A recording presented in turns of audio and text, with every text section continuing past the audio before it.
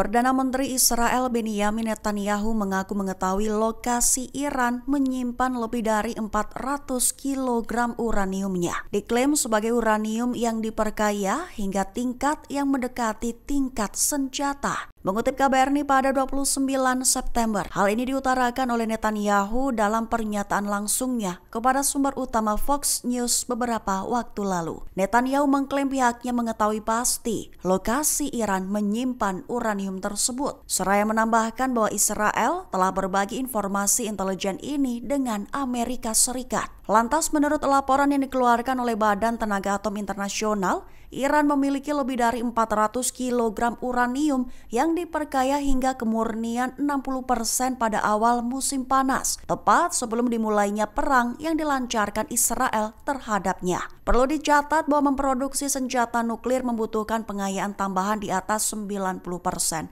Pihak Iran pun membantah sedang berupaya mengembangkan senjata nuklir. Namun masih belum jelas berapa banyak dari persediaan uranium yang diperkaya 60% milik Iran yang tersisa.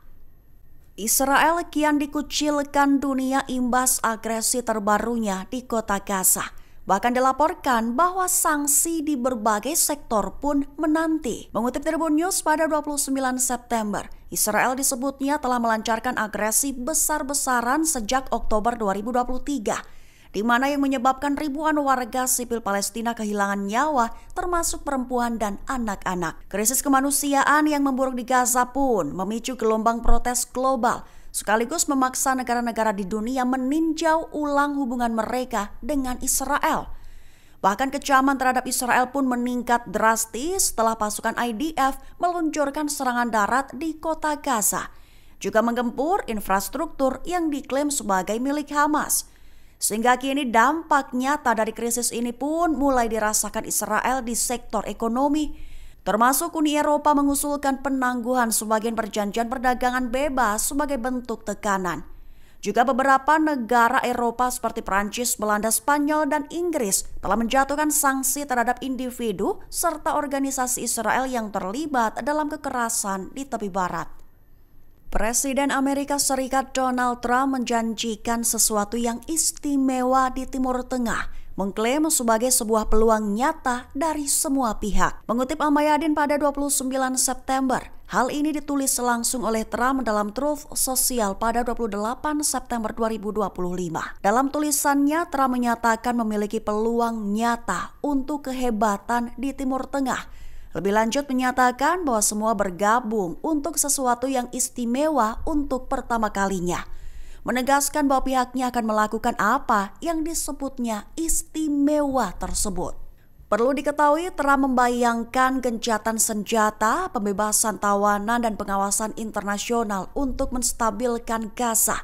Namun di sisi Israel, terkhusus Perdana Menterinya Benjamin Netanyahu, dia menuntut kekalahan total Hamas bahkan sebelum mempertimbangkan gencatan senjata.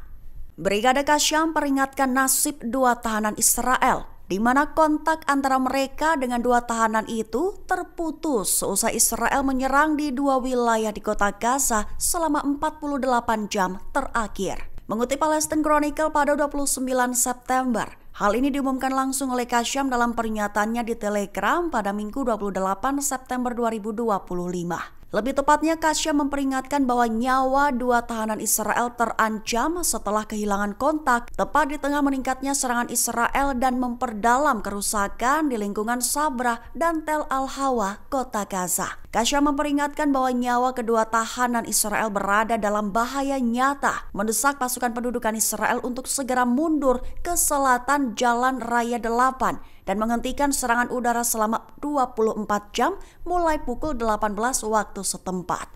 Tujuannya agar mereka dapat mengevakuasi kedua tahanan tersebut. Pesawat Israel melancarkan serangan sabuk api yang sangat dahsyat pada 29 September dini hari di sekitar Rumah Sakit Al-Shifa sebelah barat kota Gaza. Bahkan penembakan hebat juga terjadi di sekitar rumah sakit di tengah kekhawatiran bahwa pasukan Israel akan menyerbu lokasi itu. Mengutip KBRI pada 29 September, hal ini merupakan perkembangan terbaru dan dilaporkan oleh koresponden Al Jazeera. Dilaporkan bahwa pesawat Israel pada Minggu 28 September malam membentuk barisan tembak di sekitar rumah sakit Al-Shifa, mengebom sebuah menara hunian dan beberapa rumah lainnya sebagai bagian dari kampanye pembongkaran yang meluas di kota Gaza. Sementara itu, tank-tank juga bergerak maju ke beberapa permukiman di kota tersebut.